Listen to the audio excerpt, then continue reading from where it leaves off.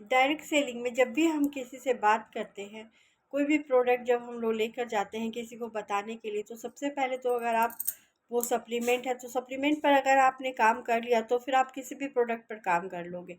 क्योंकि अगर आपने मैथ के साथ भी यही होता है कि अगर आपने मुश्किल सवाल को हल कर लिया तो फिर आपको दूसरे सवालों को हल करने में टाइम नहीं लगेगा।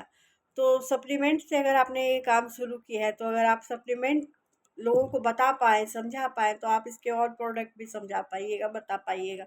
तो सबसे पहले तो ये है कि आपको किसी भी के घर जाइएगा या किसी से भी बातचीत कीजिएगा तो उसके साथ एक कनेक्शन होना चाहिए।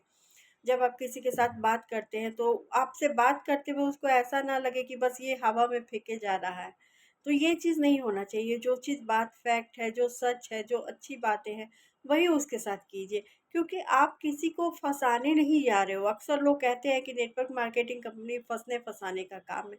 तो सबसे पहले तो फर्स्ट ऑफ ऑल यही निकाल दीजिए अपने दिमाग से कि आप फंसने फंसाने के लिए जा रहे हैं।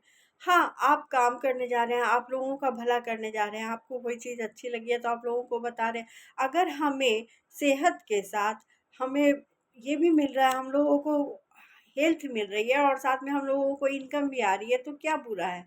तो ये चीज़ माइंड में रखना है कि हाँ, हम कमाई करने जा रहे हैं लेकिन हम किसी का बुरा नहीं कर रहे हैं।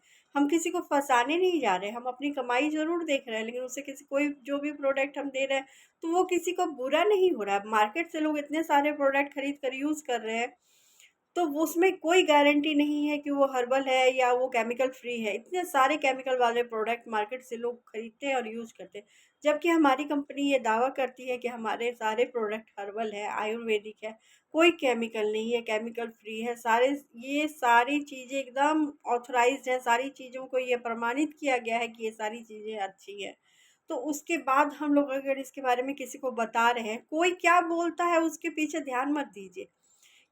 लोगों ने तो राम भगवान को भी नहीं छोड़ा था, माता सीता को भी नहीं छोड़ा था और कृष्ण भगवान को भी शिशुपाल ने 100 गालियाँ दी थी। तो फिर ये हम लोग क्या चीज़ हैं? हम लोग कुछ भी नहीं है। तो बोलने दो जिसको जो बोलता है, हम लोग किसी का बुरा नहीं करने जा रहे हैं। हम लोग किसी को अगर सप्लीमेंट के बारे में बता रहे हैं, तो मेरा भला हुआ है तो मैं चाहती हूँ कि अगर उस सप्लीमेंट की उसको ज़रूरत है तो उसका भी भला हो जाए। हम लोग किसी का बुरा नहीं कर रहे। मन से पहले ये बातें निकाल दो कि हम किसी का बुरा करने जा रहे हैं। कभी किसी का बुरा नहीं करने जा रहे। हम इनकम कमा रहे हैं वो भी ईमानदारी से। हम इनकम कमाने जा रहे हैं तो ईमानदारी से जा रहे हैं। अगर उससे मेरा भला होता है तो उसका भी भला होगा जिसको हम देने जा रहे हैं।